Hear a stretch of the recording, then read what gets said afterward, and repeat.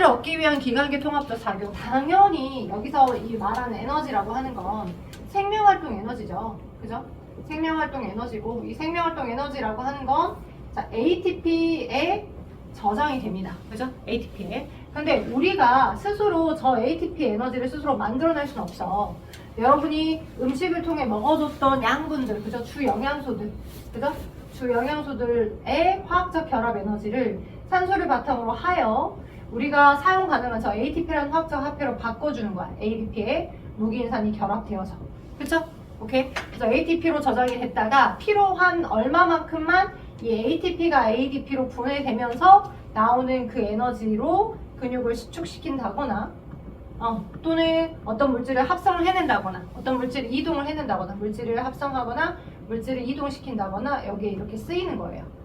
이게 다 생명활동에 사용되는 형태들일 거고, 그럴 때 내가 그때 어떤 주 영양소를 주로 사용해줬냐에 따라서 결합된 화학적 입자가 다르겠죠. 탄소나 수소나 산소나 질소들을 갖고 있을 거니까. 그러니 어쩔 수 없이 뭐가 생겨. 자, 탄수화물 사용했다, 단백질을 사용했다, 지방을 사용했다. 물론 고분자 상태로 그대로 들어오진 않았겠지.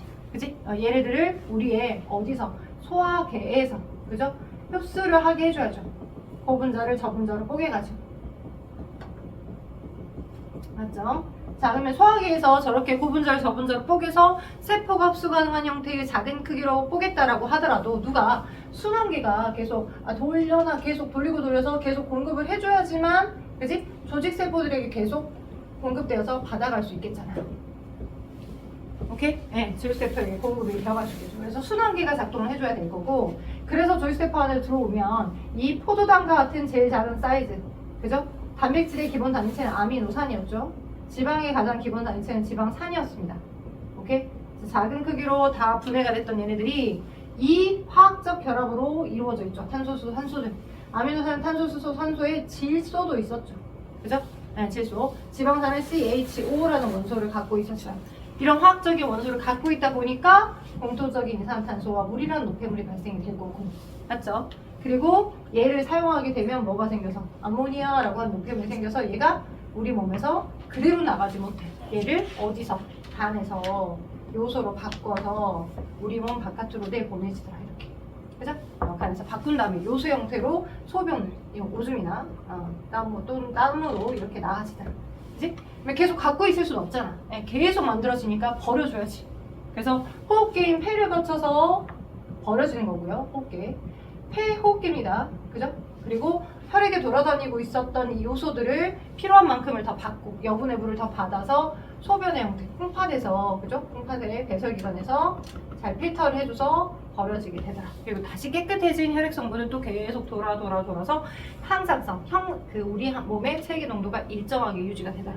이 흐름이 소화계, 순환계, 호흡계, 배설계랑 연결된, 유기적으로 소화계와 순환계, 호흡계, 배설계가 유기적으로 연결되어 있습니다. 이 부분을 여러분은 동물과 에너지라는 단원에서 배웠었어. 네, 2학년 2학기 때. 여러분 2학년 2학기 때. 오케이? 근데 이 소화계 하면서 많이 기억하셔야 될 것들이, 자 소화계 하면서 이게 어떻게 뽀개질 것인가, 그죠? 여러분 맨 첫 장에 소화계가 나와 있기 때문에 소화계를 간단히 먼저 설명을 해줄게요, 그죠? 1번은 띡! 세포에 필요한 물질, 영양소하고 산소. 이 영양소도 어느 거 있었고, 그죠? 산소는 호흡기를 통해서 당연히 들어와야 될 거고, 폐를 통해서, 그죠? 설명했어요, 1번. 세포에 필요한 물질들, 주 영양소하고 산소들, 호흡기를 통해 산소 들어와야 돼. 소화기를 통해 영양소는 흡수된 다음에, 그지? 제일 작은 크기가 되어서 우리 몸에 받아들여져야 돼. 이거죠. 그 다음에 두 번째, 영양소의 흡수에서 나오는 부분인데, 자, 여러분 기억을 더듬어 봅시다. 자, 조금 공간을 지워 볼게요. 자, 소화기부터 순환계, 호흡계, 배설계를 오늘 다 설명을 해야 돼. 기억을 빨리빨리 잘 더듬어서 여러분이 잘 따라오셨으면 좋겠습니다. 자, 입이 있고 식도가 있고 위가 있습니다. 그죠? 실제 음식물이 지나가는 통로인 입, 식도, 위, 식도란다. 식도, 여기가 위죠. 위, 그죠? 그리고 위하고 소장의 입구 부분이 마치 이 손가락 마디 12마디 정도 길이, 약 30cm 정도 길이가 된다 해서 12지장이 있고요. 12지장도 소장의 입구입니다. 오케이? 그리고 이렇게 길게 왔다리 7m나 되는 긴 관이 있죠. 여기가 소장. 그죠? 소장이고, 이 주변에 서라운드로 이렇게 되어 있는 게 대장입니다. 여기가 대장. 그죠? 흡수되지 않은 찌꺼기가 나가는 거. 항문 이렇게 되죠. 오케이? 그래서 실제 음식물이 지나다니는 경로인 여기도 소화계고 실제 음식물이 지나다니는 경로가 아니지만 필요한 소화 효소들을 많이 만들어주는 이자와 그죠? 그 다음 요 위에 간, 앞에 있는 간 밑에 붙어있는 쓸개까지도 소화계입니다. 간, 쓸개, 이자 모두 다 소화계예요. 오케이? 자, 그래서 어떤 소화를 하냐? 첫 번째, 자, 기계적 소화. 계속 기억나시죠? 이가 씹어주거나, 그죠? 주변에 소화관 얘네들이 막 수축과 이완, 수축과 이완, 수축과 이완을 반복하면서 꿈틀 되도록 위쪽에서부터 아래쪽으로 내려보내주는 자, 씹는 운동. 그죠? 꿈틀 운동. 꿀렁꿀렁 내려보내줘야 위쪽에 있던 게 계속 아래로 꾹꾹 내려갈 거니까. 그리고 소화액하고, 그지? 소화간들이 막 이렇게 연동 운동을 막 하다 보면 안쪽에서 음식물하고 소화액이 섞이겠죠. 그걸 혼합 운동이라고. 소화액과 음식물이 섞여야 소화가 잘 될 거니까. 이거는 기계적 소화야. 각 소화기관에서 항상 같이 병행돼서 일어나. 오케이? 근데 물론 여기 이가 없는데, 그지? 여기서 씹진 않겠지. 여기서는 꿈틀 운동하고, 그래서 혼합 운동만 일어날 거고, 이빨이는 여기서만 씹는 운동하고 혼합 운동이 일어나겠지. 그지? 위쪽에서부터 아래쪽으로 계속 내려보내주는 꿈틀 운동들이 계속 병행이 될 거고 일어나더라. 근데 근본적으로는 뭐가? 두 번째, 화학적 소화가 항상 일어나 주는데 화학적 소화를 하면 여러분이 뭐 기억해야 돼? 소화효소죠. 소화효소 이름들이 많이 있었죠. 왜 이름이 여러 개 있을 수밖에 없냐? 한 가지 소화효소는 딱 한 가지 영양소하고만 짝꿍이 돼서 한 가지 영양소만을 소화시켜. 그지? 선생님이 중학교 1학년들 지도를 할 때 가위에 빗대어서 소화효소를 설명해요. 여러분이 이제 데이트를 가려고 하고 있는데, 그지? 코털이 삐져나왔어. 코털을 자르고 싶어. 뽑으면 안 돼요. 뽑지 마세요. 잘라야 돼. 길이만큼 커팅해주면 돼. 근데 가위가 없네. 코털 정리용 가위가. 주방 가위를 갖고 와서 자르려고 노력을 하면, 그죠? 뭐 이렇게 피 나는 거죠. 그죠? 안 들어가도 안 해. 큰일 나. 그죠? 정 없으면 뽑기라도 해야지. 정 없으면 어쩔 수 없어요. 잘 안 되는데 전용 가위가 있는 것처럼, 그지? 코털을 자를 때는 코털 전용 가위, 앞머리 자를 때는 앞머리 자르는 가위가 별도로 있잖아. 미용실 가서 자를 때. 이제 주방에 쓰는 냉면용 자르는 가위가 따로 있는 것처럼 각각의 전용 가위가 있는 것처럼 소화효소는 기질 특이성이 있어. 즉 짝꿍이 정해졌다 이 말이야. 정해진 입체 구조가 딱 있어서 그 입체 구조와 맞는 영양소하고만 딱 잘라줘. 그죠? 오케이. 그래서 영양소의 종류에 따라 걔를 자르게끔 해주는 소화효소가 각각 있어요. 각각 있어요. 자, 그리고 소화효소는 주된 성분이 뭐야? 주된 성분이 단백질이야. 주성분이 단백질. 근데 입체 구조가 되게 중요해. 오케이. 주된 성분이 단백질, 입체 구조가 되게 중요해. 그래서 이렇게 기능을 수행하고, 그러다 보니까 입체 구조가 중요하다 보니까 온도와 pH, 최적의 pH에서 기능을 수행한다는 걸 기억하실 필요가 있겠습니다. 입에서 분비되는 소화효소는 첫 번째, 입에서는 소화효소 뭐만 나와요? 아밀레이스만 나와요. 그래서 탄수화물의 소화만 일어나죠. 기억나죠? 탄수화물. 그래서 탄수화물의 소화가 누구에 의해서? 아밀레이스에 의해서. 여러분이 보쌈을 싸서 먹었다라고 해도, 그죠? 단백질은 이에 의해서 큰 덩어리의 단백질이 작은 덩어리의 단백질로 뽀개만 지는 거고, 이 때문에 이빨에 의해서 뽀개만 지는 거고, 여러분의 뭐만, 밥만, 그지? 녹말만 뭐로 소화되는 거야? 다당류 녹말을, 그죠? 기억하셔야 돼요. 이게 두 개의 당이 결합된 역당으로 소화가 되는 거지. 아직 완전 채소당인 포도당 수준까지 다 소화가 된 건 아니에요. 그쵸? 그래서 이렇게 소화가 됐고, 그러고 끝. 그죠? 왜냐면 아밀레이스밖에 안 나와. 여러분의 침샘에 침을 만들어주게끔 해주는 게 뭐 턱밑샘, 혀밑샘, 귀밑샘이라고 해서 3개의 침샘들이 있거든요. 입 안에. 근데 그 모두 다 아밀레이스만 만들어요. 기억하세요. 자, 그 다음에 이제 두 번째로 꿀렁꿀렁 내려오면 식도를 거쳐서 꿀렁꿀렁 내려만 왔어. 그 다음에 이제 위로 가. 그럼 위에서는 위액이 분비되죠. 오케이? 위액 속에 뭐도 있고, 소화효소도 있고, 오케이? 그리고 뭐도 분비돼. 같이. 소화효소와 염산이 같이 분비돼. 염산이. 그래서 이 염산이 얘의 작용을 활성화시켜줘. 이 소화효소를. 오케이? 그래서 2번, 두 번째는 위에서는 무엇의 소화만 일어난다? 단백질의 소화만 일어납니다. 단백질 소화만. 그때 분비되는 소화효소 이름이 뭐였어요? 기억납니까 혹시? 위에서 이렇게 꿀렁꿀렁꿀렁 내려와가지고 이렇게 위액이 쭉 분비될 때 뭐라고 하는 소화효소가 분비되냐면 두 글자. 펩신. 네, 맞아요. 펩신. 펩신이 분비됩니다. 펩신. 그래서 펩신이 뭐를? 음식물에 들어왔던 단백질을 중간 단계 단백질로 소화시켜줘요. 아예 최소단인 아미노산 수준으로 다 뽀개주는 건 아니고요. 중간 단계 단백질 정도까지만 뽀개줍니다. 펩신. 그리고 이 펩신의 작용을 활성화시켜주는 게 염산이에요. 오케이? 원래는 펩시노겐이라는 비활성화된 상태로 분비가 돼. 그래서 HCl이라는 염산의 작용으로 펩신으로 변신되는 거야. 오케이? 뭐 히어로 영화물 같은 거 보면 요즘 나오는 뭐 히어로물은 아예 처부터 난 아이언맨이야 이렇게 나오는데 옛날 꿈날 히어로물을 보면 슈퍼맨인 것처럼 원래 안 하고 다니잖아. 예. 근데 뭐 지구의 위기가 빠지면 딱 비르르르 휘리리리 변신해갖고 딱 지구로 가는 것처럼 비활성화된 상태로 분비가 됐다가 위기에서 분비가 될 때, 근데 염산 덕분에 pH가 이 정도의 환경으로 산성화된 환경으로 바꿔주기도 하고, 위는 산성화된 환경이어야지만 위에서의 기능을 제일 잘해요. 이 펩신은 산성화된 상태의 pH 이 정도의 환경에서 제일 기능을 잘하는 소화효소입니다. 오케이? 단백질을 중간 단계 단백질로 뽀개주는 작용을 했죠. 자, 근데 탄수화물 소화됐고 단백질 소화됐어. 그치만 아직 지방은 소화가 안 됐잖아. 그래서 지방 소화는 마지막 소장에서 일어납니다. 오케이? 그래서 기름진 걸 많이 먹으면 포만감이 좀 오래 가요. 왜? 늦게 소화되니까. 입 거쳐서 맨 마지막에 소화가 되는 형태니까. 자, 그래서 세 번째, 그러면 어디서 소화되냐는데 소장에서 소화가 일어나는데, 소장에서 소화는 아주 많은 소화액이 필요합니다. 왜냐면 소장에서 소화가 되고 3대 영양소가 다 소화가 되고 흡수까지 다 일어나야 돼. 소화와 흡수. 소화뿐만 아니라 흡수까지 다 일어나야 되는 형태고, 세 종류의 영양소가 완전히 최종적으로 다 뽀개져야지만 받아들이겠죠. 아주 저분자 물질. 그렇기 때문에 아주 많은 소화액을 필요하는데, 그래서 이자에서 만들어졌던 이자액하고 이자에서 만들어졌던 이자액이랑 그 다음에 소장 자체에서 분비되는 소장의 소화효소들도 분비가 되고요. 오케이? 그리고 누구의 도움도 받냐면, 물론 얘네들은 소화효소들이 포함되어 있는데요. 그죠? 근데 혹시 들어봤어요? 쓸개즙? 쓸개즙 들어보셨죠? 쓸개, 여기 쓸개. 쓸개즙은 쓸개에서 만들어질까요? 아니면 어디서 만들어질까요?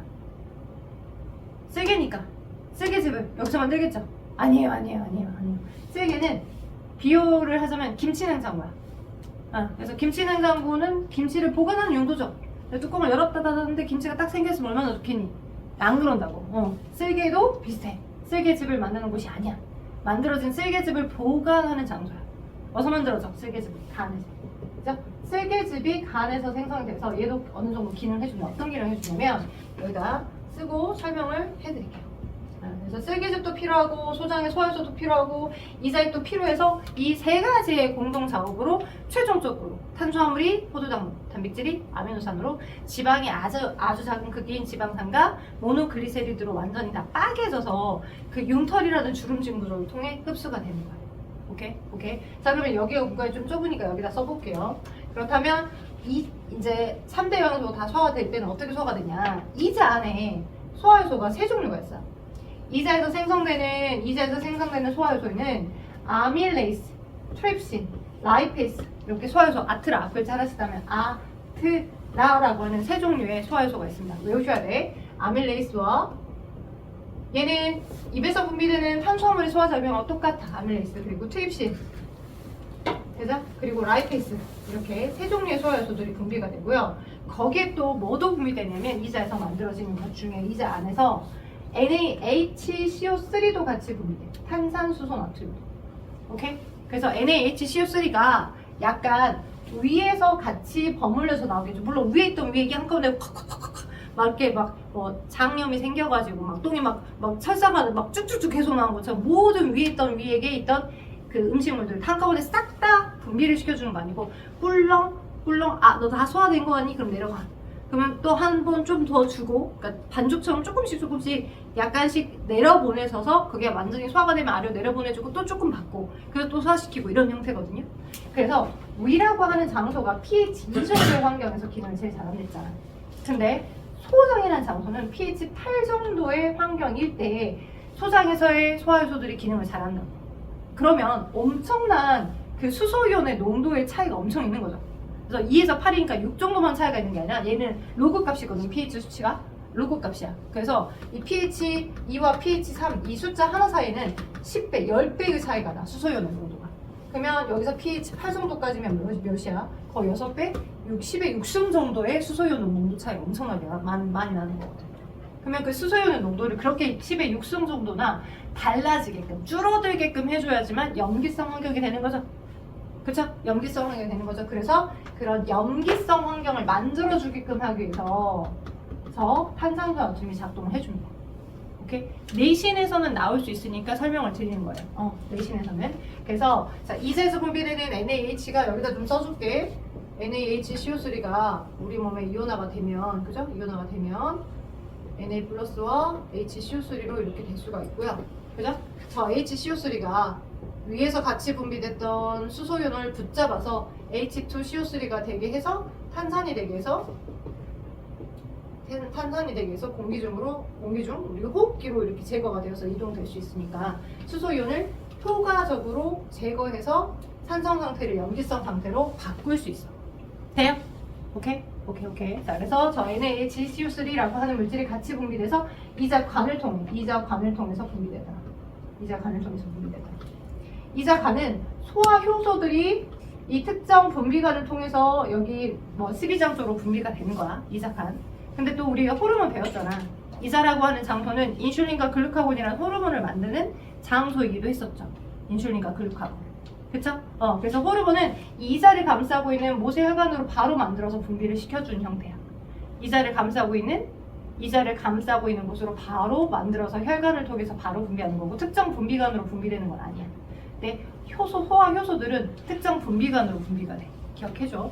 그래서 아무튼 저 세균들에서 어떻게 소화가 되냐? 자, 입에서 나름 소화시켰지만 소화가 다 되지 않고 그냥 꿀렁꿀렁 내려왔던 녹말들. 그죠? 또는 위에서 나름 소화시켰지만 사이즈가 아직 최소화되는 수준이 안 됐던 중간 단계 단백질. 그리고 아직 손도 안 됐던 지방들. 얘들이 아밀레이스에서 똑같이 엿당으로. 그죠? 그 다음에 트립신에 의해서 조금 더 작은 크기인 다이펩타이드 또는 트리펩타이드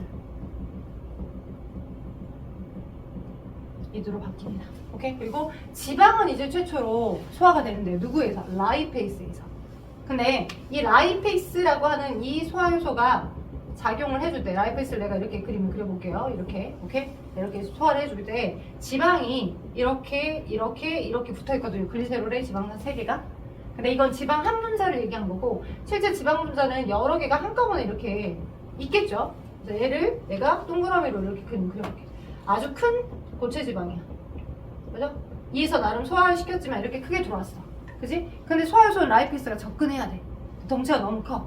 그지? 근데 얘를 누가 자, 좀 더 작은 덩어리의 작은 지방 덩어리로 바꿔주면 저 라이페이스가 닿을 수 있는 표면 쪽이 넓겠죠. 접근할 수 있는 표면 쪽이 훨씬 넓겠죠. 그래서 이런 큰 지방을 작은 덩어리의 지방으로 유화해줍니다. 이게 유화작용이에요. 유화. 오케이? 그 일을 누가 해주냐? 쓸개즙이 해줘. 오케이, 쓸개즙. 이런 물리적 소화는, 지방 유화는 물리적인 소화야. 기계적 소화. 기계적으로 표면이 작아지게끔 해주는 거니까. 쓸개즙이 해줘서 쓸개즙 덕분에, 그러니까 쓸개즙 플러스 라이페이스가 같이 들어가야 지방이 효과적으로 소화가 더 잘 되겠지. 그치? 얘가 이제 먼저 손작업으로 각설탕을 가루설탕으로 먼저 만들어 주니까 이런 화학적인 조성을 바꾸게끔 해주는 소화효소가 잘 접근해서 커팅을 잘 해줄 수 있겠지. 되죠? 오케이? 그래서 이런 식으로 소화가 됩니다. 근데 아직 최소 단위로 엿당하고 트리나 다이펩타이드가 다 소화가 잘 된 건 아니에요. 얘는 이제 지방산과 모노글리세리드잖아.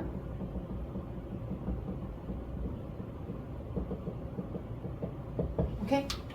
아주 최소 단위인 포도당, 최소 단위인 암유소당 다 소화가 된 게 아니죠. 이 마지막 과정을 누가 해주는 거야? 마지막 과정을 소장벽 자체에 가지고 있는, 이렇게 있으면 소장벽에 융털도 있지만 융털이라고 하는 이 각각에 탄수화물 소화효소랑 단백질 소화효소가 있어. 오케이? 소장에 자체적으로 가지고 있는 탄수화물 소화효소나 단백질 소화효소들이 각각 있어. 그래서 그들의 소화효소들 덕분에 엿당은 이제 포도당으로 소화가 되는 거야. 원래 정식 명칭이 있거든요.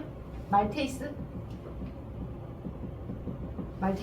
오케이? 말테이스라는 소화효소가 말토우스라는, 원래 얘 이름이 말토우스야. 엿당. 말토우스라는 엿당을 소화시켜준다라고 해서 소화효소 이름이 말테이스야. 근데 중학교 때는 얘를 뭐로 배웠어? 그냥 탄수화물 소화효소로 배웠어. 중학교 때. 탄수화물 소화효소. 오케이? 그리고 이 다이펩타이드나 트리펩타이드들이 가장 최소 수준이 뭐로 소화가 돼? 아미노산으로 소화가 돼. 그치? 아미노산으로. 그렇게 소화되게끔 해주는 소화효소가 이름이 있어. 원래 이름은 펩티데이스야. 펩티데이스. 네. 학교에서 내신에서 뭘 어떻게 될지 모르니까 다 기억하시라고요.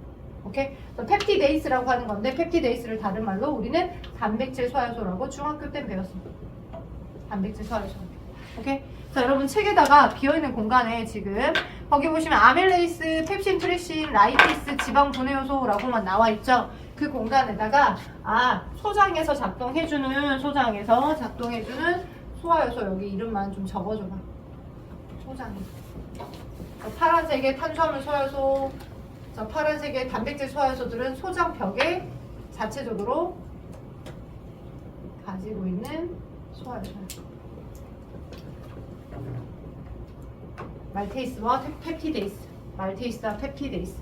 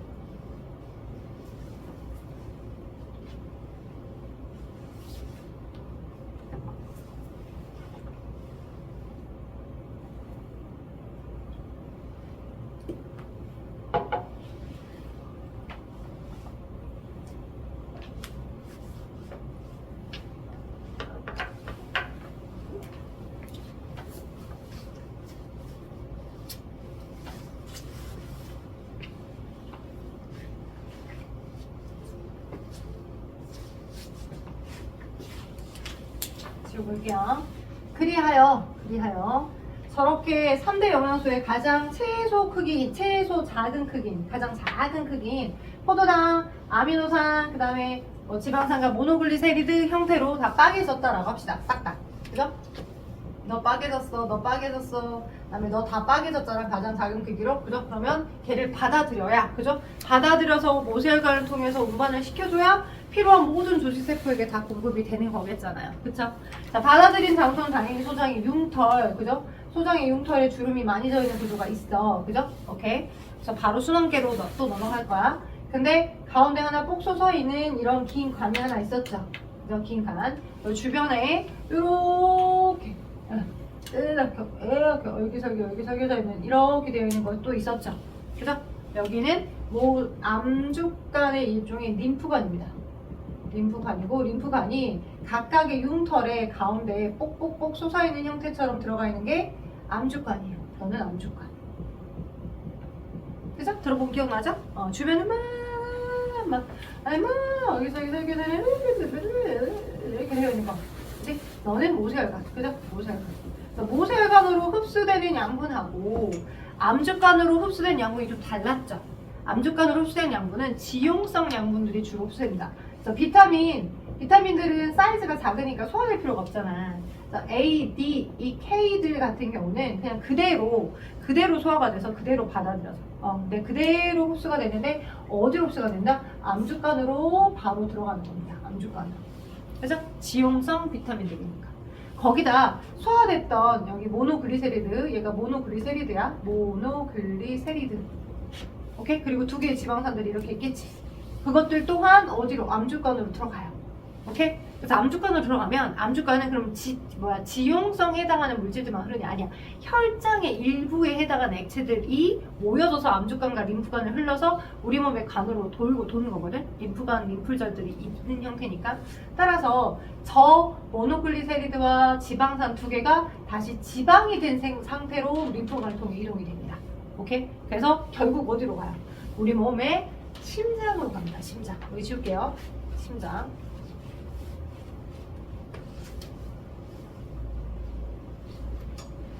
그래서 얘네들이 모여져서 지방이 된 채로, 그죠? 쭉 흘러서 혈장과 같이, 혈장에 대한 액체 성분과 같이 가서 결국 우리 몸의 어디로? 심장으로 가서 심장의 펌프질에 의해서 다 공급이 되겠죠. 오케이? 심장에 우리 대동맥, 폐동맥, 폐정맥 위치 어딘지 외워두셔야 돼. 그것도 설명할 거야. 자, 근데 이제 수용성 양분들은 여기서 이제 포도당이나, 그죠? 아미노산이나 젤자이스가 작은 또는 비타민 B씨들, 비타민 B그룹과 비타민 C그룹은 수용성에 해당하는 아이들. 이 포도당과 아미노산 또는 비타민 B씨들 그룹들이 어디로 흡수가 돼서 여기 이쪽으로, 그죠? 수용성 양분이니까 모세혈관으로 이렇게 실려져서 모세혈관으로 들어간 다음에 포도당 아미노산은 어때요? 우리 몸에 주로 에너지원으로 사용되는 건 얘네들 있잖아. 그치? 그래서 식후에 되게 많은 양의 포도당과 아미노산들이 모세혈관을 통해 흡수가 될 거라고. 엄청나게 많이. 그리고 그 많다고 해서 그 많은 양을 모두 다 그냥 조직세포 쪽을 다 돌려서 우리 온몸으로 다 돌리게 되면 혹시 주인애가 한 끼를 굶을 수도 있잖아. 그치? 또는 뭐 내가 막 갑자기 막 예를 들어서 산을 탄다고 해서 굉장히 많은 에너지를 필요로 할 수도 있고 평상시와 다르게. 그래서 항상 심장 가기 전 수용성 양분들에 해당하는 포도당 아미노산들은 모세혈관에 실려지면 융털 모세혈관에 실려졌잖아? 그러면 융털 모세혈관 얘네가 어디랑도 연결돼서 간하고도 연결돼서 간을 항상 먼저 거친 다음에 간 거치고 일정 수준을 저장한 다음에 심장으로 연결돼서 흘러갑니다. 오케이?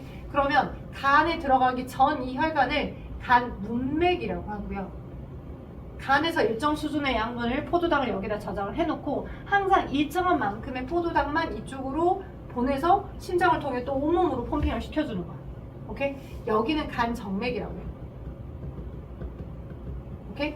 자, 왜냐면 심장이 항상 기준이야. 동맥과 정맥, 모세혈관을 명칭하는 건 동맥이다, 모세혈관이다, 정맥이다 이렇게 명칭을 붙이는 건 항상 심장의 기준이야. 그래서 심장을 기준으로 해서 심장에서 나가면 동맥이야. 심장에서 내보내는 혈액이 흐르는 방향이면 그럼 동맥이야. 심장을 기준으로 들어오는 혈액이 흐르는 방향이잖아? 그럼 정맥이야. 그리고 그 사이에 그치? 모든 조직세포와 물질 교환을 할 수 있도록 한 층으로 되어 있는 게 모세혈관인 거야. 오케이? 그래서 심장, 간에서 내보내서 심장으로 들어가는 방향이기 때문에 간 정맥인 거야. 오케이? 그리고 간 문맥은 여기도 간 동맥도 있어. 심장이 내보내서 간으로 들어가는, 그래서 간한테 필요한 양분을 주는 간 동맥도 있어. 오케이? 문맥하고 정맥만 있는 건 아니고 양분을 받아서 들어가는 방향은 간 문맥인 거고 심장 쪽에서 내보내가지고 간 쪽으로 들어가는 간 동맥도 있어요. 오케이? 오케이? 그리고 간동맥, 간동맥 거쳐서 이렇게 들어가고 이 간에다가서는 뭐야? 여분의 포도당들, 많이 있었던 포도당들이 다 뭐로 바뀌어 저장이 되겠어? 그래서 다당류로 저장이 되겠죠? 그래서 이 많았던 포도당들 중에 항상 일정한 수준만 쭉 공급이 된다고요. 저장된 다당류의 이름이 뭐야? 간에다 저장하는 저장다는 동물성 저장 다당류. 식물은 녹말이었고 동물은 네 글자. 네, 글리코젠의 형태로 저장이 된다. 이렇게 저장하게끔 해주는 호르몬 있었죠? 누구 덕분에? 글리코젠의 합성이 늘어나. 그 결과 혈당량이 낮아진 거지. 누구야? 인슐린. 툭 치면 툭 나오게끔 하셔야 돼요. 인슐린 이렇게 되는 거야. 오케이? 자, 그래서 요거까지도 같이 연결된다라고 기억하시면 여러분 책에 거기 아래쪽 그림 설명에는 융털과 모세혈관 나와 있고, 그죠? 거기 한 편에다가 적어줘봐. 가끔 나오는 거. 영양소 이동. 수용성 영양소는, 그죠? 융털의 모세혈관을 거쳐 융털의 모세혈관에 흡수가 돼서 암주권 가는 거 아니죠? 그 다음 어디로 가서? 간 문맥 거쳐 간의 양분을 일정 저장한 다음에 간 정맥을 거쳐 심장의 대정맥으로, 심장 대정맥으로 들어가죠. 되죠?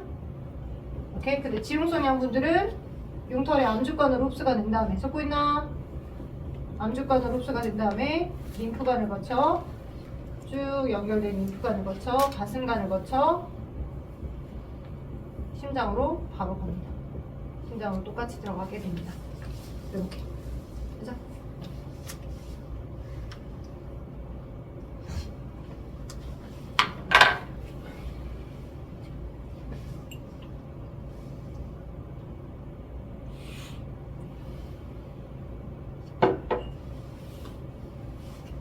아까 수용성 그림, 포도당 아미노산, 비타민, BC들이었어.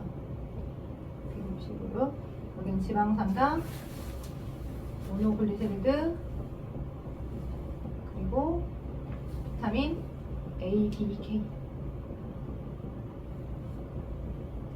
지용성이 안 된다. 지용성인데 지용설이 됐네.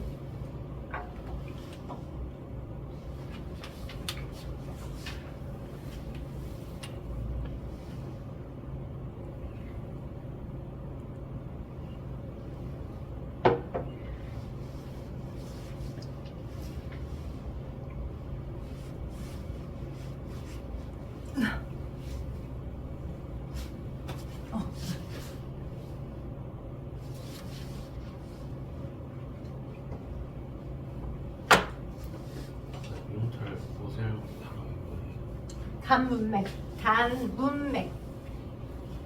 처음 들어보죠? 많이 나올 거니까 기억하셔야 돼요. 문맥. 간에 들어가기 전 혈관이 간문맥, 간정맥. 이렇게 흘러갑니다.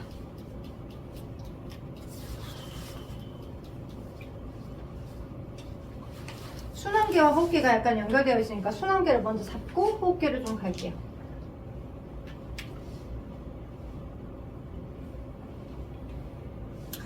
자, 썼으면 여기 치울까?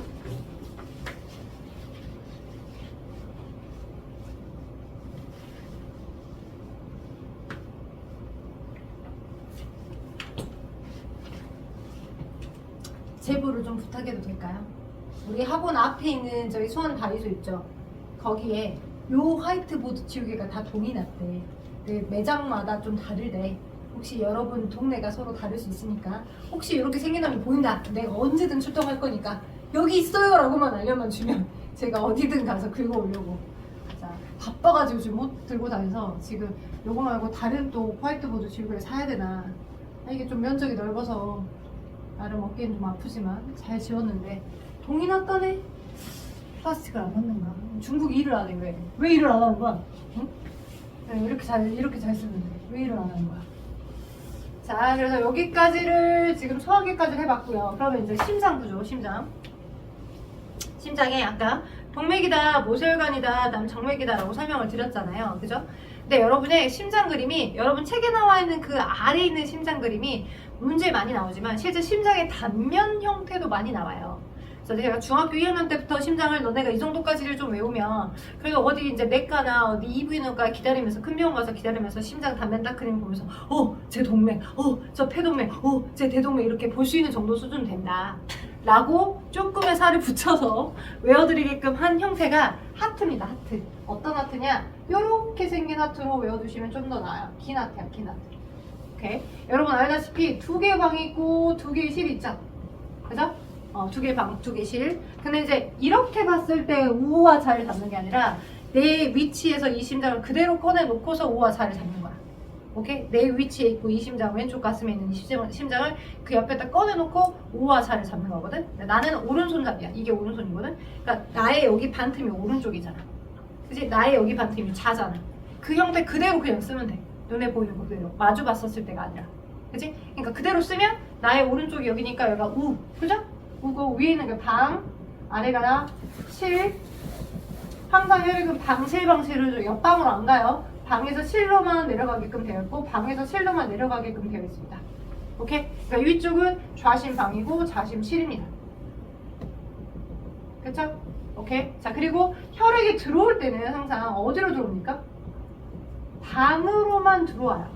자, 혈액이 들어오는 장소는 방입니다. 방으로 혈액이 들어오고요. 방으로 혈액이 들어옵니다. 이렇게. 동시에 들어와서 이 무심방에서 연결되어 있는 이 심장의 박동원은 심장 내부에 있거든요. 박동원, 그러니까 엔진이 꺼지지 않는 건 심장 내부에 박동원이 있고 우리 연수 배웠잖아. 심장의 박동 속도를 빠르게 한다, 느리게 한다라고 하는 그 명령을 주는 곳은 그냥 거기는 그 속도만 조절해줘. 찌릿찌릿찌릿 너 빨리 뛰게, 찌릿찌릿찌릿 너 천천히 뛰게. 근데 스스로 뛰어. 개구리 심장 해부해갖고 밖에 놔두면 한 5분 정도 혼자 벌렁벌렁 뛰고 있어요. 박동원이 그 안에 있어요. 심장 내부에. 그리고 빠르게 하냐 천천히 하냐만 누구의 명령을 받아서 액션이 되는 거고. 그래서 이렇게 해서 두 개가 심장에 동시에 수축하면 수축하고 난 다음에 그 혈액이 아래로 쥐어 짜지니까 내려와서 우심실로 내려온 다음 그 다음에 자심실, 우심실 동시에 수축해서 각각 순환을 하는 거예요. 오케이? 근데 이쪽으로 자 물론 폐가 두 개의 폐가 있는데 여러분에게 암기시킬 때는 폐를 하나만 모식도로 외우기 쉬우라고 폐가 이쪽에 있다라고 외우도록 선생님이 좀 계획을 했어요. 폐는 양쪽에 두 개 있습니다. 폐 이쪽에 있고요. 이쪽은 우리 온몸에 있는 조직세포들이 여기 있다. 여러분 몸에 있는 모든 조직세포들이 여기 있다 라고 외워두시는 방향입니다. 그래서 어떻게 되냐, 우심실이 수축을 하게 되면 이렇게 가는 게 아니라 이 폐로 이렇게 해서 나가요. 요렇게 돼요? 요렇게 해서 순환이 되는 거고, 그죠? 요렇게 돌아서 이렇게 나갑니다. 뚫고 나가는 것처럼 보이지만 뚫는 게 아니라 육교처럼, 호가도로처럼, 그죠? 새로 연결된 관을 통해 우심실이 수축했을 때 이렇게 흘러가는 거고, 그래서 나간 피들이 폐를 거쳐서 흘리면서 교환할 것 다 교환하고 가는 거야. 뭘 교환하냐? 우리가 숨을 마시면 당연히 바깥 대기 중에 많이 있었던 산소가 폐로 실려 들어오죠. 호흡 운동의 원리에 의해서 분압 차에 의한 여러 가지 이렇게 부피 변화를 일으키고 부피 변화 때문에 생기는 내부 압력 변화 때문에 바깥이 고기압이고 안쪽이 저기압이니까 자연스럽게 고에서 저로 공기가 많이 들어와져 있어. 대기 중에 있는 건 산소가 많아. 그지? 대기 중에는 0.03% CO2는 0.03% 정도밖에 안 돼. 굉장히 적어. 여기 폐가 있고요. 폐포. 그래서 그러면 이렇게 흘러갈 때 우리는 온몸을 다 돈 혈액이 온몸을 다 돈 혈액이 이렇게 들어와가지고 이렇게 내려온 게 나가는 형태잖아요. 이렇게 조직세포를 도는 동안 세포를 열심히 했을 거고, 세포를 하게 되면 뭐가 생겨? 노폐물인 CO2가 생긴다고 했었지. 그 CO2를 많이 받아가지고 CO2의 농도가 많이 녹아져 있는 혈액들이 우심만 거쳐 우심실 거쳐 이렇게 하고 가게 되는 거야. 오케이? 그래서 이쪽에는 이산화탄소가 많이 있었고 너는 이산화탄소가 적잖아. 그러니까 당연히 분압 차에 의한 확산 현상으로 CO2는 바깥으로 아웃되어 나가는 거야. 아웃돼. 그리고 여기 분압 차에 의한 확산이야. 분압은 기체들의 농도를 얘기할 때 얘기하는 거야. 그래서 얘를 농도차로 바꿔서 생각해도 똑같아. 분압 차에 의한 확산 원리로 기체가 교환돼. 오케이? 많은 곳에서 적은 농도 쪽으로 자연스럽게 이동되는 거야. 확산이니까. 그러니까 확산이니까 ATP 에너지를 쓸 필요 없어. 그냥 자연스럽게 이동되는 거야. 많은 곳에 적은 곳으로. 그럼 산소는 여기가 많고 당연히 온몸을 돌면서 다 산소를 최대한 많이 줬을 거잖아. 그럼 산소 농도가 굉장히 낮아져 있는 혈액이 있기 때문에 산소가 많은 곳에 산소가 이 적은 것 쪽으로 자연스럽게 들어오겠지. 그지? 이 산소를 누가 운반해 오겠어? 당연히 적혈구들이 운반해 오겠지. 그렇죠? 적혈구들이 운반해서 산소가 많아진 혈액들이 다 좌심만 거쳐 자심실로 내려오면 또 이 자심실이 수축을 해서 좌심실에 있던 혈액이 수축해서 온몸으로 이렇게 혈액을 공급해 주는 거야. 이렇게 여기가 뚫고 가는 것처럼 보이지만 뚫고 가지 않고 서로 교차가 되어 있는 상태라고 보시면 돼요. 여기는 이렇게 가고 여기는 이렇게 가고. 됐죠? 오케이? 그래서 이렇게 외워주시게 되면 산소가 부족했는데 산소가 많아졌던 혈액을 산소가 많은 혈액을 온몸으로 다시 공급해주네. 그죠? 산소가 많은 혈액들이 많아진 혈액들이 다시 조직세포에게 세포불안으로 공급해주는 형태가 되겠죠. 그죠? 그러면 조직세포에서는 세포불에서 많아졌던 이산화탄소를 받아다가 이렇게 흘러가는 거예요. 그거 여러분이 중학교 때 배웠어. 이걸 그대로 외워두시면 훨씬 더 수월해요. 오케이? 그리고 동맥과 정맥의 명칭을 그대로 이용해서 여기다 이름을 붙여보면 심실에서 나가잖아. 그지? 그럼 우심실에서 연결된 혈관은, 심장과 연결된 혈관은 폐를 향해 혈액이 나가지.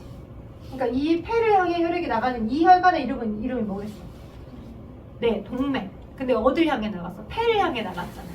그래서 이 혈관의 이름은 당연히 뭐야? 태동맥이야, 태동맥. 너가 폐동맥이야. 우심실과 연결된 건 폐동맥이야. 그쵸? 그러면 이렇게 받아가지고 자심만 거쳐 자심실로 내려왔잖아. 그럼 자심실과 연결된 이 혈관의 이름 뭐겠어? 온몸으로 우리의 모든 조직세포들에게 양분을 주기 위해서 가는 거잖아. 가는 거니까 이 좌심실과 연결된 이 혈관 이름은 대동맥. 사이즈가 커.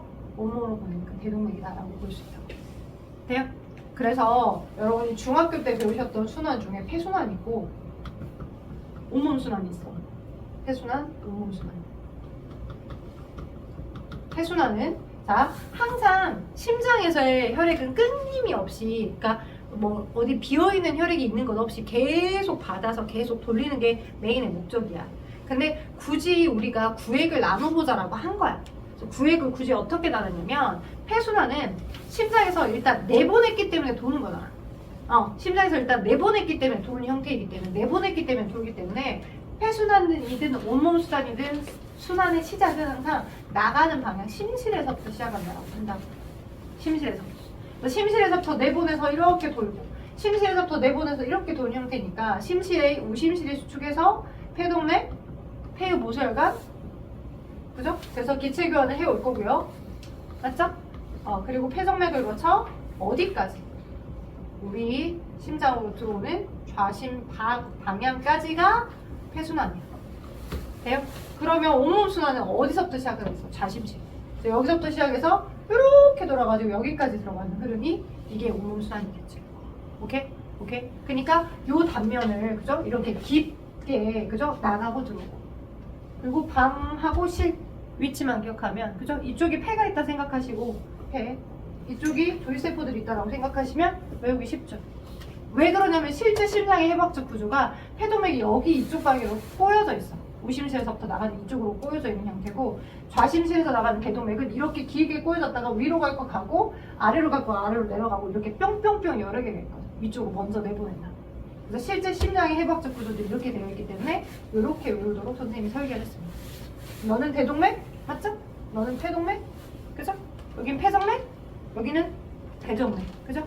대정맥과 폐정맥. 그래서 너는 여기가 여기서부터 들어오니까 여기가 폐동맥이니까 여기는 폐정맥이고 폐에서부터 들어오니까 폐정맥. 너가 이렇게 내보내서 이렇게 들어오는 거니까 너는 뭐야? 대정맥이겠지. 그죠? 외우세요. 저거. 혹시 까먹으셨다면 저거 그럼 그림 그대로를 좀 외워두셨으면 좋겠어요. 근데 저게 외워진 상태에서 여러분이 이 그림을 만나면 좀 수월해요. 왜냐면 저기는 흘러가는 여 그림은 화살표 방향이 전혀 없어요. 가운데 심장 띡 있고, 그죠? 위쪽에 막 모세혈관 같은 얘네들 있고, 아래쪽에 막 모세혈관 같은 얘네들 막 있어. 이렇게. 그래서 요렇게 해서 요렇게 돼갖고 요렇게 돼갖고 막 간대. 요렇게 돼갖고 뭔 말이야 도대체? 이거 뭐 어떻게 해야 돼? 요렇게. 그죠? 이렇게 된대. 그지? 그러면 요 여러분이 외워두신 것들을 좀 기억하고 계신다라고 하면 충분히 풀 수 있어요. 그죠? 너가 뭐니까 우심실이잖아. 위쪽이 폐유 모세혈관인 거야. 폐를 감싸고 있는 폐포를 감싸고 있는 폐고 폐를 감싸고 있는 폐유 모세혈관인 거야. 그쵸? 오케이? 그러니 너 보고 우심실 맞죠? 이 위치가 우심실 맞죠? 우심실에서 이렇게 내보내서 폐로 가는 거야. 그지? 얘를 약간 이렇게를 약간 이렇게 튼 거야. 이렇게. 얘는 위로 올라가고 폐는 위로 올라가고 얘는 아래로 내려간 거야. 뿐이야. 오케이? 얘를 이렇게 아래로 내려. 그러면 폐고 이렇게 위로 올라갔어. 그죠? 폐동맥 맞죠? 오케이? 여기를 폐동맥 파란색으로 쓸게. 폐동맥 이렇게 흘러보내는 방향 폐동맥일 거고 폐에서 기체교환 해가지고 어떻게 들어와? 이렇게 들어오겠지? 그죠? 기체교환해서 이렇게 들어오겠지? 그럼 여기는 뭐야? 폐성맥 들어오는 방향이니까 폐성맥 좌심만 거쳐 좌심실로 내려왔어. 그럼 좌심실의 수축에서 이렇게 나가는 거야. 그치? 그러면 온몸으로 나가는 거니까 이렇게 해서 내보내서 이렇게 나가는 거니까 여기 온몸이 모세혈관이야. 그죠? 온몸 모세혈관. 그러면 너는 뭐야? 온몸으로 내보내는 형태니까 여기가 대동맥. 맞죠? 여기는 폐성맥이었고 여기는 대동맥이었고 온몸에 매우 모세혈관 그리고 다시 CO2를 많이 받아다가 다시 들어온 방향이니까 여기는 대정맥이죠. 우리 몸쪽 심장 쪽으로 다시 들어가니까. 오케이? 그리고 여기서 하나 더. 자, 혈관의 이름이 동맥이다, 정맥이다 이름을 붙여주는 것도 있지만, 그치? 혈관에 혈액이 어떤 성분이 흐르냐에 따라서 구분을 하는 동맥피, 정맥피가 있어. 동맥혈, 정맥혈. 모든 혈관의 이름이 혈관 이름을 그대로 따서 동맥이니까 동맥혈, 정맥이니까 정맥피가 흐른다. 그게 아니야. 얘는 동맥혈과 정맥혈의 구분 기준은 비포랑 애프터를 비교했을 때 애프터 상태가 산소의 농도가 더 많아진 혈액이 흐르고 있어. 그럼 동맥혈이야. 오히려 CO2가 많아진 혈액이 흐르고 있어. 그럼 정맥혈이야. 오케이? 오케이? 그래서 동맥혈이라고 하는 건 뭐냐? 동맥혈이라고 하는 건 CO2랑 O2를 비교했을 때 O2의 농도가 더 많아진 혈액이 흐르고 있다 그러면 동맥혈. 쉽게 말하면 프레시해진 피가 동맥혈. 정맥혈은 반대로 비포에프터 비교했을 때 CO2가 더 많아져 있는 혈액이 흐르면 정맥혈. 돼요? 그럼 봐봐. 이 온몸의 모세혈관에서 그지? 산소를 주고 영양소도 조직세포에게 좋겠지? 그리고 세포를 조직세포가 건너뛰지게 많이 있겠지? 항상 살려고 하니까. 그러면 조직세포에서 열심히 세포를 한 결과 이산화탄소가 항상 조직세포 쪽이 제일 많아. 많고 적으니까 확산돼서 안으로 들어올 거잖아, CO2가. 그럼 CO2 들어왔어. 그지? 그 CO2가 많은 혈액이 계속 흘러. CO2가 많은 혈액이 계속 흘러서 여기까지는 CO2가 제일 많지. 그러다가 이 CO2 여기다 버리고, 그죠? O2를 받아가지고 들어오잖아요. 그죠? 그래서 여기 대정맥하고 여기 폐동맥은 무슨 피들이 흘러? 정맥피가 흘러, 정맥피. 여기는 정맥피가 흘러. 정맥혈. 다른 말로 정맥피. 반대로 오른쪽은 산소를 막 방금 많이 받아왔죠? 산소를 겁나 많이 받아와가지고 프레시해진 피들이 흐르겠죠? 산소가 여기가 많았고 오히려 여기는 산소가 부족하니까 확산에 의해서 분합차형 확산에 의해서 실려졌고 산소가 많고 산소가 많은 걸 온몸으로 주려고 가고 있는 거니까 이쪽은 산소의 농도도 높은 피들이 흐른다. 오른쪽 판ten 다 모두 다 여기 좌심방 좌심실마저도 무슨 피들이 흐른다? 동맥피들이 흐른다. 동맥피. 동맥혈. 그치? 다른 말로 동맥피. 혈관 이름을 그대로 따서 얘기하는 게 아니라 기준이 다르다. 됐죠? 오케이. 자, 그게 여러분 책 30쪽 아래 나와 있는 영양소와 산소 이동 순환기에 대한 설명이었습니다. 오케이. 자, 그 다음 여러분 배설계는요 지금 한 장 넘겨봐요. 자, 32쪽 배설계. 자, 그렇다면 온몸에서 이렇게 열심히 세포를 해가지고 만들어진 노폐물들이 있겠잖아. 그지? 그 노폐물들은 여분의 물들, 그죠? 여분의 물들하고 특히 아까 질소를 포함하고 있는 노폐물인 암모니아가 만들어져서 암모니아를 간에서 요소로 바꿔서 항상 혈액에는 요소가 돌아다니고 있다. 근데 너무 많은 요소가 있으면 안 되니까 그 요소를 어느 정도 버려. 근데 목적을 가지고 가는 게 아니야, 항상. 콩팥이라는 생경막 아래 여러분의 등 쪽으로 좌우 한 쌍 가지고 있는 요만한 크기, 그죠? 요즘 내가 넷플릭스 중증외상센터 아껴서 보고 있어요. 중증외상센터에 주지훈이 나와서 내가 원래 개인적으로 주지훈을 별로 안 좋아해서 안 보려고 노력을 되게 많이 했는데 메디컬 드라마고 그죠? 간만에 생긴 메디컬이라고 우리가 보는데 거기 딱 진짜 강낭콩 같은 모양으로 신장 이식하고 있는 게 딱 나오고 신장이 딱 고만한 사이즈야. 강낭콩 같은 모양으로 딱 요만한 여러분 주먹만한 사이즈로 양쪽에 좌우 두 개가 있습니다. 횡경막 아래 등 쪽으로. 오케이? 그래서 그 두 개의 콩팥에서 항상 필터를 하는데 그래서 콩팥으로 이제 버리려고 하는 목적을 많이 가진 채로 가는 게 아니야. 그러니까 여러분이 분리수거 하려고 아니면 쓰레기를 버리려고 가는 그 상황하고 달라. 그냥 의뢰히 항상 일부의 혈액이 항상 의뢰히 거쳐가면서 그때그때마다 또 물이 많은 것 같아. 좀 물도 거기다 포함시켜서 버리는 거고 요소가 너무 많은 것 같아. 그럼 요소를 좀 포함시켜서 버리는 거고 그러는 거야. 의뢰히 항상 거쳐줘주는 장소. 오케이? 콩팥은. 그래서 어떻게 배설해주냐. 아까 그 세포의 과정을 통해 이산화탄소는 아까 그 호흡기관 거쳐서 폐를 거쳐서 CO2가 버려졌죠. 그죠? 여분의 물, 수증기, 물들은 모의고사에서 많이 나온 형태니까 알아놔야 돼. 물은 뭐로도 버려주고 폐로도 버려줍니다. 우리 입김 알죠? 입김. 말하면서도 뭔가 김이 나오고 그죠? 입김의 형태로 수증기 형태로 나가기도 하니까 폐를 거쳐서 나가기도 해요. 물은. 그리고 뭐로? 콩팥을 거쳐 오줌이 되게끔 해줘서 바깥으로 나가니까 소변. 오줌 소변. 그리고 땀. 으로도 물이 나간다는 거. 세 가지의 여러분의 기관을 거쳐서 나간다는 걸 기억하시고요. 그 다음에 콩팥에서 어떠한 작용을 거쳐서 노폐물이 버려지냐. 콩팥은 좌우 한 쌍인데, 그죠? 마찬가지로 콩팥 동맥이 있어요. 항상 콩팥 동맥을 통해 이 의뢰히 혈액이 항상 한 번씩 필터 작용을 검토하기 위해서 항상 들어갑니다. 둘 다 콩팥 동맥이에요. 그죠? 둘 다 콩팥 동맥이고, 이 콩팥 동맥의 일부가 꼬여져서 요렇게 되다가 요렇게 되다가 되어있는 애네도 있습니다. 콩팥 동맥의 일부가 꼬여져서. 오케이? 그리고 다시 다 깨끗해진 혈액 성분은 최대한 우리 몸쪽으로 다시 들어옵니다. 우리 몸쪽으로 들어오는 거니까 얘기는 콩팥 정맥이겠죠. 그래서 콩팥 동맥, 모세혈관 정맥, 동맥, 모세혈관 정맥 이렇게 연결되어 있기 때문에 이런 식으로 그죠? 일부에 모세혈관이 뭉쳐진 얘네들이 있고요. 오케이? 그리고 최대한 깨끗해진 혈액은 다시 콩팥 정맥을 거쳐서 우리 몸 쪽으로 다시 회귀가 됩니다. 그래서 깨끗해진, 물이 좀 적어진, 요소가 좀 적어진 혈액 성분이 다시 우리 온몸을 돌면서 또 조직세포들에게 필요한 것들을 공급해주고 심장을 거쳐서 흘러가겠죠. 그러면 여기 이 작용에서 모여진 어떻게 필터들이 있으니까 필터들을 거쳐서 이렇게, 그죠? 필터들이 있으니까 필터들을 거쳐서 뭔가 소변을 만들어내겠죠. 이렇게 생긴 주머니 같이 생긴 얘네들이 있고, 거기서 최종적으로 다 만들어진 소변 성분들이 여기에 모여졌다가, 그죠? 여기에 모여졌다가 일시에 모여졌다가 버려집니다. 이 일시에 모여진 여기 이 장소를 우리는 콩팥 깔때기라고 해요. 가장 좋은 콩팥 깔때기, 콩팥 깔때기, 떼기. 오케이? 그리고 콩팥 깔때기에서부터 이어진 긴 관이 있습니다. 이 긴 관이 무슨 관? 오줌관. 그리고 여기 방광이 일시에 뭐 해당하는 소변 성분들 모아두었다가 일정 부피가 차면 쉬 아우시오네 하고 버려지는 거죠. 오케이? 오케이. 자, 그러면 콩팥 안에 들어있는 소변, 그러니까 혈액에 있었던 성분을 필터해주는 저 장치가 뭐냐? 콩팥의 구조적 기능적 기본 단위. 구조적 기능적 기본 단위.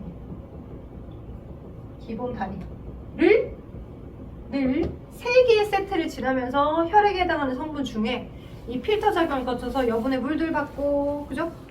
그것들을 만들어 주거든요. 걔가 3개의 세트들이 들어가는데 이 3개의 세트 이름은 사구보세예요. 사구보세. 그리고 얘를 다 합쳐서 뭐라고 하냐? 네프론이라고 합니다. 네프론.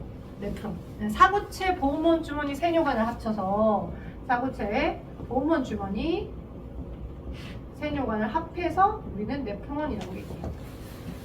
저 네프론이 여기도 100만 개, 저기도 100만 개 있어요. 오케이? 네프론을 스스로 만들어낼 수 없어요.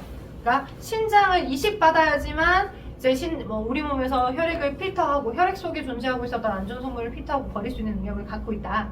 근데 이제 신장 이식을 막 너무 물건 사듯이 살 수 있는 건 아니잖아. 조직 적합성도 따져야 되고 혈액형도 똑같아야 되고, 그죠? 어느 정도 따져서 기증자가 있어야지만 받겠지. 이제 그 전까지는 투석을 하는 거야. 피를 빼가지고 피 속에 있었던 성분을 막 열심히 여분의 물들, 요소들 버려준 다음에 다시 일부분은 깨끗해진 혈액을 받는 형태로 투석을 하는 형태들로 진행이 된답니다. 여러분 있을 때 잘 써요. 막 너무 많은 이제 예를 들어서 내가 수술을 했어. 거기서 이제 외과에 약을 먹어야 돼서 약을 굉장히 과다 복용하다 보면 이 콩팥에 무리가 올 수 있어. 그러니까 이제 선생님도 원래 그러면 안 되는데 의사 선생님들이 준 약 그대로 먹어야 되는데 좀 괜찮아진 것 같다 싶으면은 약을 일주일치를 받았다. 막 4일만 먹다가 좀 만다거나 자가 면역으로 그냥 복귀해버려요. 아무튼 그래서 이런 형태다. 자, 사구체 보문 주머니 세뇨관이라고 하는 네프론을 거쳐서 소변이 만들어지는데 오줌이 생성되는 원리 기억나죠? 여과와 재흡수와 분비라는 과정을 거쳐서 소변이 만들어집니다. 오케이? 그러면 여기다가 자, 한번 배설을 한번 다시 검토해줄게요. 왜냐면 문제 풀 때 만들어 나오기도 하니까.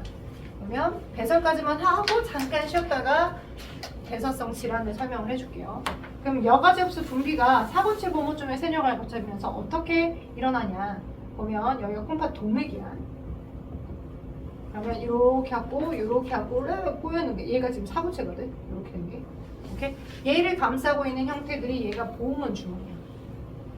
보문 주머니. 그리고 보문 주머니부터 이어진 긴 관 이렇게 된 게 이게 세뇨관이야. 더 많이 꼬여있는데 공간이 부족해서 이렇게 입으면 꼬여있는 것처럼 그림을 그렸어. 그리고 얘가 일종의 모세혈관이었잖아. 사구체도 모세혈관이고 그 모세혈관의 일부에 해당하는 저 모세혈관이 얘를 다시 감싸고 있어. 다시 검토해갖고, 그죠? 다시 우리 몸 쪽으로 돌려보낼 것들은 다시 돌려보는 거야. 콩팥 정맥. 네? 오케이? 얘는 어디로 가? 콩팥 깔때기로 가. 깔때기. 돼요? 오케이? 자, 그럼 여기가 어디다? 사구체. 여기가 어디다? 보문주머니. 여기가 어디다? 긴 관이 여기가 세뇨관이다. 그죠? 그래서 항상 이 장소를 거치면서 콩팥 동맥을 통해 들어왔던 성분들 중에 사이즈가 작은 거. 그러니까 공항 검색 때 정도의 효과는 아니야. 일일이 하나하나씩 혈액에 돌아다니고 있는 성분을 하나하나씩 일일이 다 검토한 다음에 너 안 필요한 거니까 나가지, 넌 안 필요한 거니까 나가면 안 돼, 막 이런 게 아니고, 그지? 일단 여기는 넓은데 여기가 좁아. 그래서 혈액이 여기 안에 되게 많이 정체돼. 그래서 소시돼버려. 미는 힘, 혈압이 엄청 커서 혈압 차에 의해서, 혈액이 눌러주는 압력, 혈압 차에 의해서 여과가 돼버려. 그래서 우리 몸에 필요한 건데 내보내지는 것들도 있어. 포도당하고 아미노산하고 사이즈가 너무 작아서 버려져 버려. 여과가 돼버려. 근데 포도당 아미노산 그대로 오줌을 통해 버려주면 되니? 얼마나 돈 아깝니? 우리가 밥값 내고 먹어준 거야. 햇반도 요즘은 햇반도 가격 올라가지고 하나당 비싸요. 그죠? 비싸요. 자, 그래서 이렇게 돈 내고 먹어주는 포도당 아미노산도 급한 대로 빨리빨리 여과를 해줘야 되다 보니까 여과가 돼버렸거든. 근데 얘를 다시 재흡수해줘야죠. 물도 버려질 거고 요소도 버려질 거고 무기염료도 사이즈 작은 것도 버려질 거야. 그들 중에서 두 번째 어디에서? 자, 여기 세뇨관하고 세뇨관을 감싸는 모세혈관 사이에서. 그쵸? 모세혈관 사이에서 제일 먼저 재흡수가 되는 것이 100% 에너지를 들여서라도 능동수송으로 받아들이는 게 포도당하고 아미노산입니다. 포도당과 아미노산. 밥값 내고 먹어준 건데 버려주면 안 되죠. 그래서 슉슉 얘 안 돼! 너 나가면 안 돼! 들어와! 오케이? 그러면 얘는 계속 여간이 일어나고 있고 여분의 물들은 계속 바깥으로 빠지고 있고 나가자마자 바로 재흡수가 됐어. 포도당 아미노산. 그리고 여가가 안 되는 아이들 있지. 예, 혈액에 돌아다니냐 할 혈장 단백질이나 적혈들은 덩치가 너무 커서 여가를 하면 안 돼. 하지도 않아. 예, 근데 여기 염증이 있어서 구멍이 약간 났다거나 그러면 적혈가 빠져나가면 피 같은 소변이 버려지기도 해. 그럼 큰일 나. 남자인데 피 소변 보면 그지, 남자가 생리하는 것도 아닌데 그지, 피가 묻혀주는 게 나오면 안 되잖아요. 그죠? 그러면 신장 기능이 떨어졌다거나 몸이 붓는다거나 그런 증후들이 있었을 거니까 내과 가셔야 돼. 오케이? 그래서 피가 포함된 적혈구 때문에 혈액이 붉게 보이는 거거든요. 얘 여과되면 안 돼요. 여과되면 안 됩니다. 오케이? 그래서 얘네들은 이렇게 흘러갈 거고 포도당 아미노산 바로 캐치가 되면 이쪽이 농도가 높잖아. 모세혈관 쪽이 농도가 높아. 모세혈관 쪽이 항상 농도가 높아야 돼. 혈장의 농도가. 그러면 여과됐던 물의 거의 대부분은 자연스럽게 여과됐던 물의 거의 대부분이 삼투 원리로 다 재흡수가 되는 거야. 삼투의 원리로 우리의 모세혈관은 대부분 다 재흡수가 돼. 재흡수. 그죠?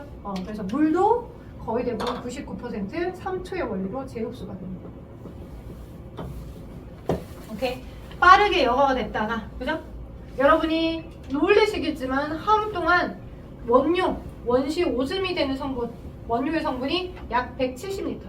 여러분이 싸는 소변의 양 하루에 170L 정도 싸는 거 같나? 그죠? 하루 종일 화장실 가느라 바쁠 것 같지? 170L 안 싸. 그지? 여과된 원시 오줌이 될 성분은 170L인데 하루에 보내는 소변의 양 정도는 1.5L 정도밖에 안 돼. 그만큼 대부분의 물들이 삼투 원리로 재흡수를 한다는 거야. 오케이? 그래서 그러다 보니 한 번에 나갔던 이 요소들이 여기에는 요소들이 되게 물이 많이 포함된 상태의 요소의 농도였기 때문에 요소의 농도가 0.03%밖에 안 됐어. 원료 속에. 그지? 근데 오줌 속에서의 요소의 농도는 1.8%로 엄청 증가하죠.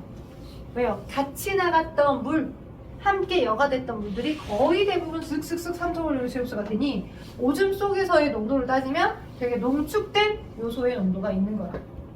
됐죠? 네. 그렇다면 너무 힘들어 하시는 것 같으니까 자, 소화교육, 순환교육 계획에서는 당연히 유기적으로 연결이 되어 있을 거고 131쪽에 해당하는 노폐물 생성과 배설도 충분히 풀 수 있죠. 잠깐 쉬었다가 여기 탐구 자료 아래 것만 조금 더 추가 설명하고 물질대사와 대사성질이랑 오른쪽 설명하면 끝! 몇 분 쉴까? 7분이니까 5분만 쉬자. 5분만. 할 말이 많아서 5분만 쉽시다. 5분만. 좀 자요. 피곤하신 분. 쉬어보세요. 네네네. 힘내봐요. 힘을 내봅시다. 자, 그리하여 대망의 소화계, 순환계, 호흡계, 배설계까지를 한번 다 싸그리 돌려봤고요. 자, 그리하여서 여기 이제 31쪽 아래 보시면 뭐가 나오냐면 이제 여러분의 교과 내신 또는 이제 수능 문제에서는 많이 나오는 편 아니야. 이 생공습은 수능 유형에서 모의고사에서는 많이 나오진 않아. 아예 나오진 않아. 왜냐면 너무 기본 요소를 외우라고 하는 형태들만 있기 때문에 많이 나오는 편은 아니지만 내신에서는 나올 수는 있더라. 자, 뭐냐면 자, 이 생통즙에 유레이스라는 효소가 있어. 이 유레이스라는 효소는 요소를 뭐로 바꿔주냐면 암모니아와 CO2로 바꿔주더라고. 오케이? 근데 생각해봐. 암모니아의 화학식이 NH3거든. 요소는 어떻게 생겼냐면 NH2,2CO야. 이렇게 됐어. 요소의 화학식은 C와 O가 이렇게 있고 여기에 NH가 여기도 붙었고 여기도 붙었어. 이렇게 생긴 거야. 그러니까 암모니아보다는 사이즈가 더 큽니다. 크고 화학적으로 되게 안정되어 있어요. 그래서 여기가 끊어져서 그죠? 암모니아랑 뭐 이산화탄소로 만들어 주는 거겠죠. 당연히 여러 물질들 주변에 있는 물이나 이런 것들이 들어가면서 확산을 하겠죠. 그래서 생콩습에 들어있는 유레이스에 의한 효과에 의해서 이렇게 색깔이 바뀐 형태들로 물어보는 거예요. 그래서 여러분 책에 보시면 생콩습에 있는 요소 유레이스는 암모니아 요소를 암모니아 이산화탄소로 분해하다 보니까 암모니아가 형성이 되면 암모니아 주변에 물하고 반응하다 보면 그죠? 얘가 뭐로 돼? NH3OH, NH4OH, 그지? NH4OH 물하고 반응했을 때 그죠? 이온화가 되면 암모늄 이온하고 수산화이온이 생기는 거죠. 그죠? 저 수산화이온 때문에 어떤 용액의 액성이 생기는 거다? 염기성. 그죠? 염기성. 그래서 염기성을 확인하는 지표로 확인하다 보면 이렇게 색깔이 바뀔 수 있겠더라. BTP 용액에다가 집어넣고 색 변화를 확인해 보면 BTP 용액의 중성일 때 색깔이 무슨 색깔이야? 초록. 그죠? 근데 BTP 용액 CO2가 많이 녹아 있어서 산성이 되면 그죠? CO2가 많이 녹아 있어서 산성이 되면 그럼 노란색이죠? 그죠? BTP 용액에 그지? 이제 염기성이 되면 CO2가 거의 없어서 염기성이 되면 그러면 염기성일 때는 파란 색 변화를 확인해 볼 수 있죠. 거기 BTP 용액을 놔두고 자 오줌하고 BTP 용액이 섞여져 있는 거기에다가 생콩즙을 집어넣었더니 이 BTP 용액의 색깔 초록색이 뭐로 바뀌었어? 파랑으로 바뀌었죠. 이 여기에 들어있던 유레이스가 생콩즙에 들어있던 유레이스가 뭐를 소변에 있었던 요소를 암모니아로 바꿔주니까 이렇게 반응을 해서 만들어진 거네. 그렇죠? 자 그렇다면 아래 1번부터 6번까지 가로 보기 지금 한번 완성해 주세요. 1번부터 6번까지 가로 보기 완성.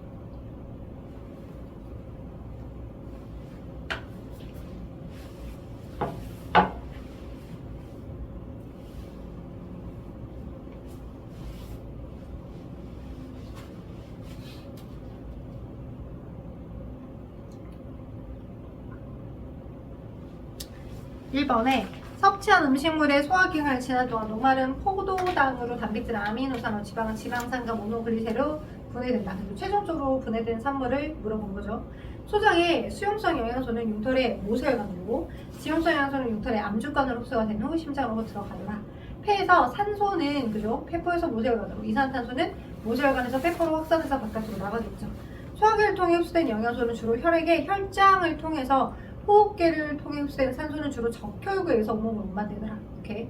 탄단지 세포호흡이 분해되면 이산화탄소와 물이 공통적으로 만들어진 노폐물이더라. 자, 그다음에 무엇의 분해 과정에 생성된 암모니아? 암모니아는 질소를 포함하고 있으니까 단백질이겠죠. 또는 아미노산이라고 써도 돼요. 그래서 단백질이나 아미노산의 분해 과정에서 생성된 암모니아가 간에서 독성이 약한 요소로 전환이 된 다음에 대설계 콩팥을 통해 온몸으로 배설이 되더라라고 기억하시면 되겠습니다. 자, 한 장 넘겨봐요. 32쪽과 33쪽 내용은 간단하니까 한번 설명할게요. 자, 거기 위에 있었던 소화순환 호흡배설에 유기적으로 연결되어 있어요 라고 하는 건 한번 읽어보시면 충분히 여러분이 이해될 만한 부분이고요. T, 물질대사와 건강. 거기 보시면 에너지대사와 균형. 자, 상식선에서 내가 많이 먹는 것보다 내가 움직이지 덜해. 그럼 살이 찌겠지. 그지? 에너지 과잉이죠. 과잉. 근데 내가 움직이는 것보다 먹는 게 덜해. 그럼 에너지 부족이겠죠. 그래서 뭐야? 살이 빠지겠죠. 오케이? 자, 그런 식으로 영양 부족 상태인지 아니면 영양 과다 상태인지 영양 균형 상태인지를 판단해 볼 수 있더라 라고 하는 게 나와 있는 거고요. 그다음 기초대사량과 일일대사량이 나와 있습니다. 이걸 가끔 내신에서는 산수적으로 계산해서 물어보는 경우도 있어요. 그러니까 기초대사량은 뭐냐? 개념이 뭐냐면 여러분이 잠만 자도, 그죠? 잠만 자도 심장을 기본적으로 뛰게끔 하는데, 혈액이 순환되게끔 하는데, 체온을 조절하게끔 하는데, 그지? 또는 혈당량이 일정하게 유지되도록 하는데, 즉 기초적인 생명활동을 유지하는데 필요한 최소한의 에너지야. 여러분이 가지고 있는 세포들 덩어리가 그 세포들 자체가 굶어 죽지 않고 아사되지 않고 기본적인 여러분의 생명을 유지하기 위해서 여러분이 잠만 자도 기본적으로 소비되는 에너지, 그게 기초대사량. 사람마다 다르겠죠. 내가 체구가 더 크다거나 키가 크다거나 아니면 근육량이 더 많다거나에 따라 기초대사량이 다 다르겠죠. 오케이? 근육량이 많을수록 기초대사량이 높은 편이야. 그래서 내가 먹었던 열량이 많이 소비가 돼. 그래서 운동선수들은 내가 양분 안 넣어주고 자잖아요. 살 빠진대요. 그래서 누구였지? 그 마린보이 수영? 박태환이 그래 맞아. 그 국가대표 끝나고 뭐 이렇게 막 수영 그 뭐 이렇게 막 그 뭐지 안 좋은 그 이슈가 있었잖아요. 그때 그냥 밥도 안 먹고 한 3일 내내인가 4일 내내 잤는데 4kg가 빠졌대.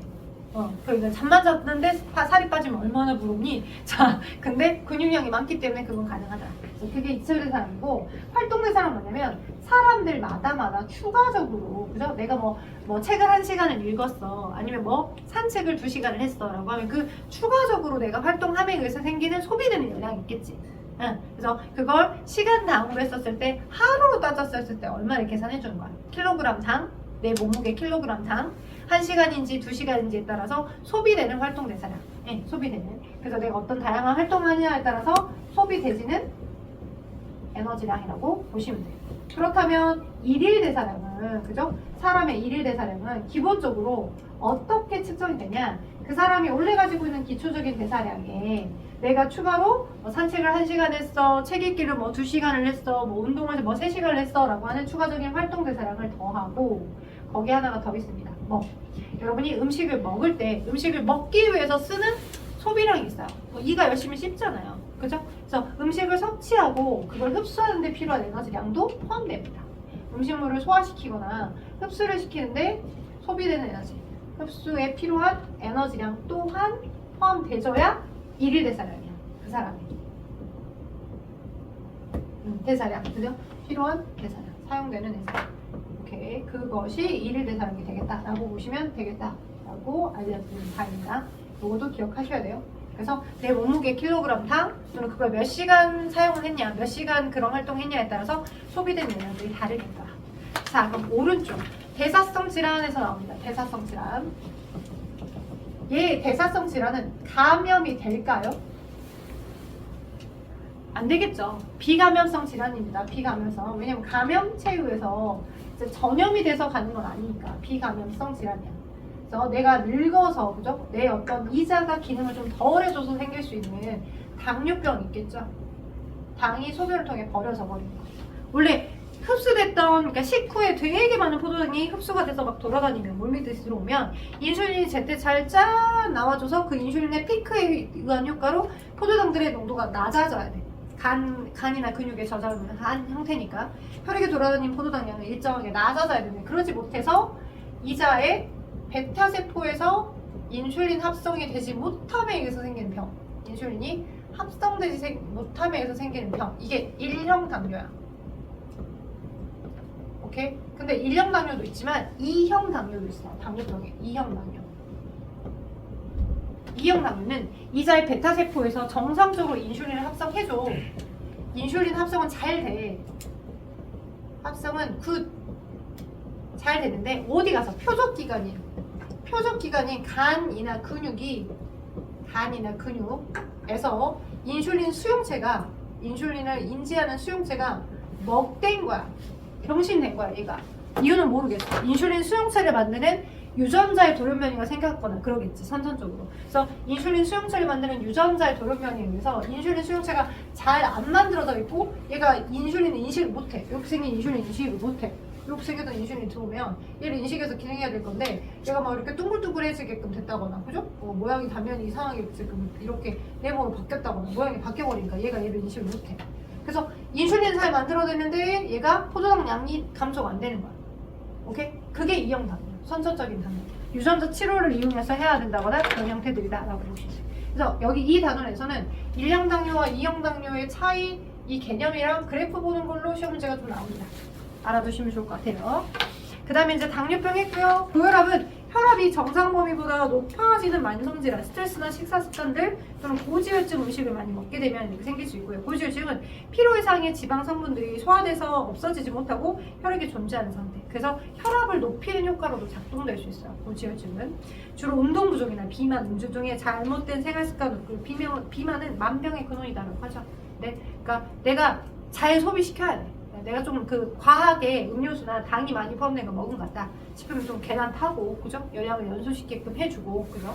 근데 이제 계단 오르는 건 괜찮은데 무릎 연골에 무리가 갈 수 있으니까 내려오는 건 엘리베이터 타고 올라갈 때만 올라가고 이렇게. 그래서 연소를 시켜줘야 돼요. 최대한 열량이 많이 소진되도록. 그다음에 지방간, 간의 지방이 비정상적으로 축적돼서 생성되는 게 지방간이고, 얘는 지방간은 원인이 거의 여러 개가 있을 수 있어요. 근데 거의 대부분은 알코올성 지방간입니다. 알코올을 너무 많이 먹으면 간에 지방이 껴요. 분해되는 속도는 더디고, 알코올을 분해시킬 때 간이 기능을 해주는데 분해되는 속도는 더디고, 그러다 보니까 알코올성에 관한 지방간들이 좀 많죠.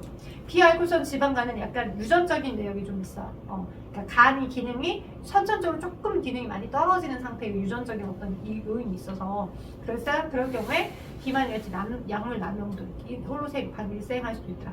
그룹병은 비타민 D가 섭취가 되어야 하는데 섭취가 됐다라고 하더라도 그게 이용되지 못하는 형태가 돼버리면 비타민 D 결핍으로 인한 뼈가 휜다거나, 그다음에 뭐 등이 휜다거나 하는 형태의 뼈 통증이나 변형 이러한 형태가 그룹병이에요.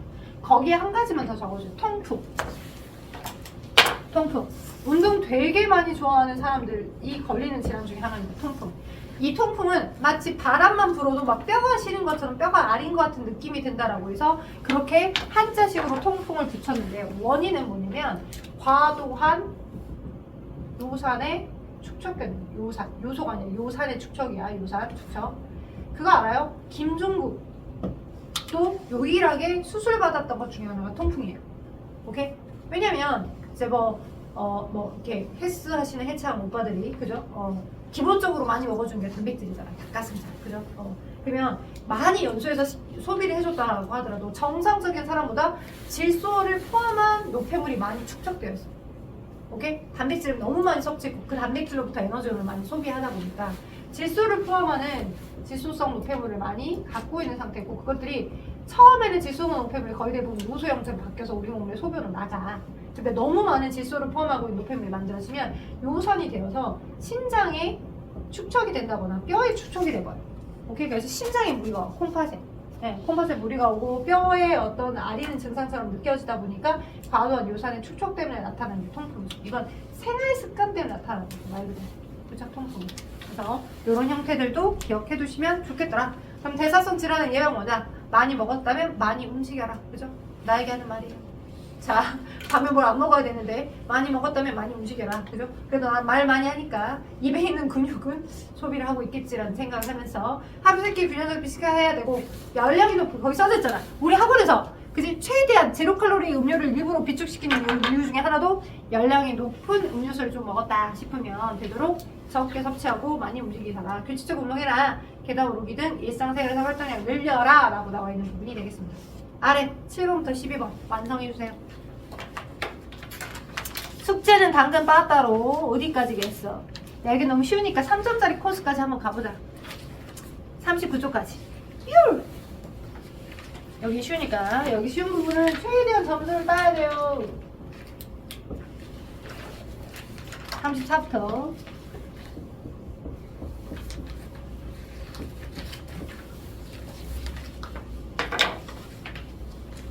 금요일까지.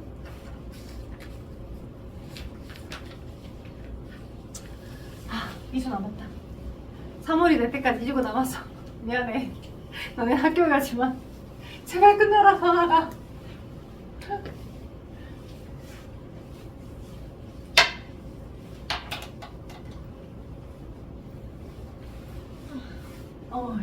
알아요, 알아.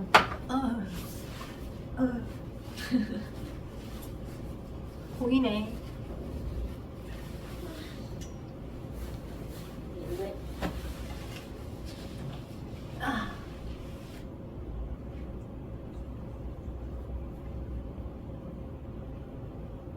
할 수 있어.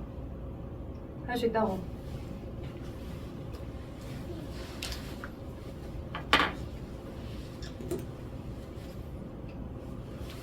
허리야. 7번. 소화계는 그죠? 음식물 속 영양소를 흡수가능한 형태를 분해서 흡수하고 배설계는 혈액에서 혈액부터 요소와 여분의 물들을 걸러내서 오줌을 내보낸다.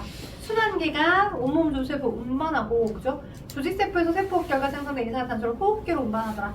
자, 에너지 섭취량이 에너지 소비량보다 많은 상태가 지속될 경우에 체중이 증가할 수 있고 이런 상태가 증가되면 비만이 될 수 있어요. 자, 활동대사량은 니은으로 가죠? 그 다음에 기초대사량은 디귿으로 가겠죠? 또 일일대사량은 기억으로 갈 겁니다.